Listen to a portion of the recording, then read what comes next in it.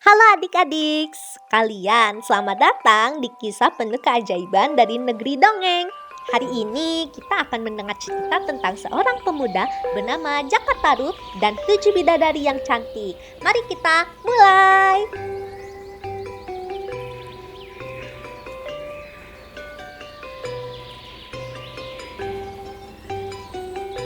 Di sebuah desa yang damai, hiduplah seorang pemuda bernama Jaka Tarub. Dia dikenal sebagai pemuda yang rajin dan baik hati. Setiap hari, Jaka Tarub membantu ibunya bekerja di sawah dan mengembala ternak.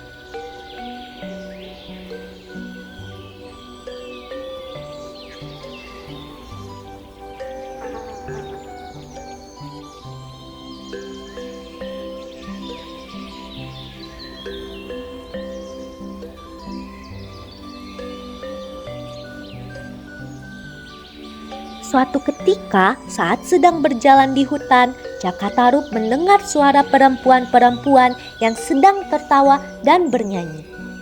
Ia pun mengikuti arah suara itu dan tiba di sebuah danau yang sangat indah.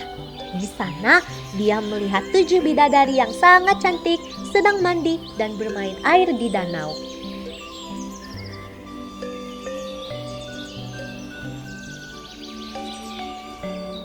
Jaka Tarub sangat terpesona melihat kecantikan dari para bidadari tersebut. Tiba-tiba dia melihat selendang-selendang mereka tergantung di dahan pohon.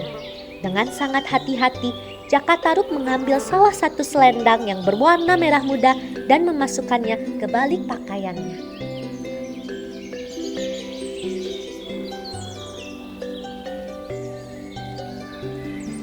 Saat para bidadari selesai mandi, mereka semua segera mengambil dan mengenakan selendang mereka dan terbang kembali ke kahyangan.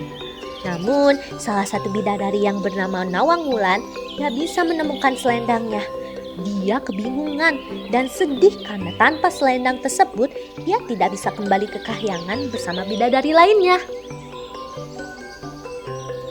Melihat Nawang Wulan yang sedih, Jaka Tarub lalu muncul dan menawarkan bantuan kepadanya.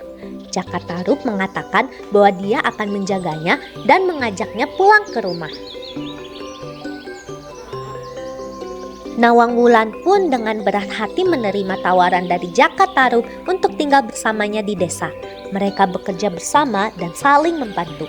Nawang Wulan pun belajar menjalani kehidupan di bumi seperti layaknya manusia biasa.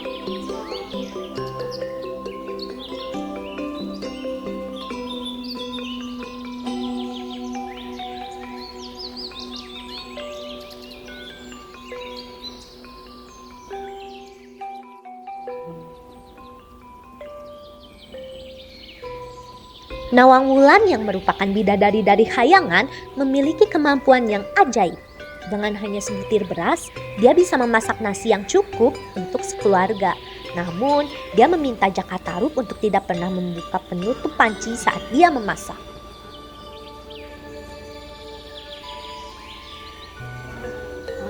Suatu hari, Jaka Tarub merasa sangat penasaran dengan syarat dari Nawang Wulan. Akhirnya melanggar permintaan Nawang Wulan itu. Dia pun membuka penutup panci saat Nawang Wulan sedang memasak. Tiba-tiba nasi yang berada di dalam panci pun lenyap.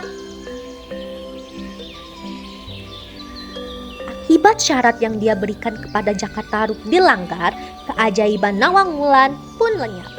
Nawang Wulan menjadi sangat sedih karena Jaka Tarub tidak mau mengikuti permintaannya untuk tidak membuka tutup panci tersebut.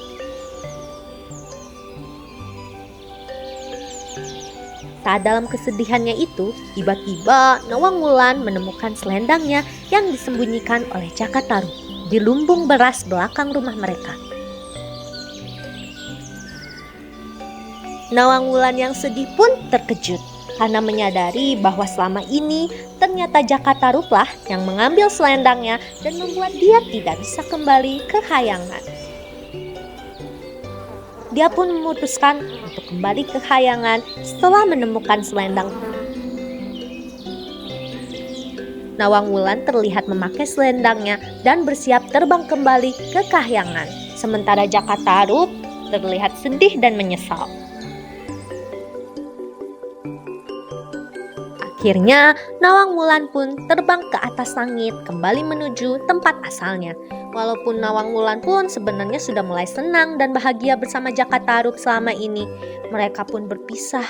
Perasaan haru dan sedih karena harus meninggalkan Jakatarup dan kehidupannya di sini. Namun, juga dia bahagia karena bisa kembali ke tempat dia harusnya berada. Jakatarup yang menyesal pun merelakan kepergian Nawang Wulan, bidadari yang sangat dia cinta dan sayangi, karena sadar bahwa dia yang menyebabkan Nawang Wulan tidak bisa kembali ke kayangan.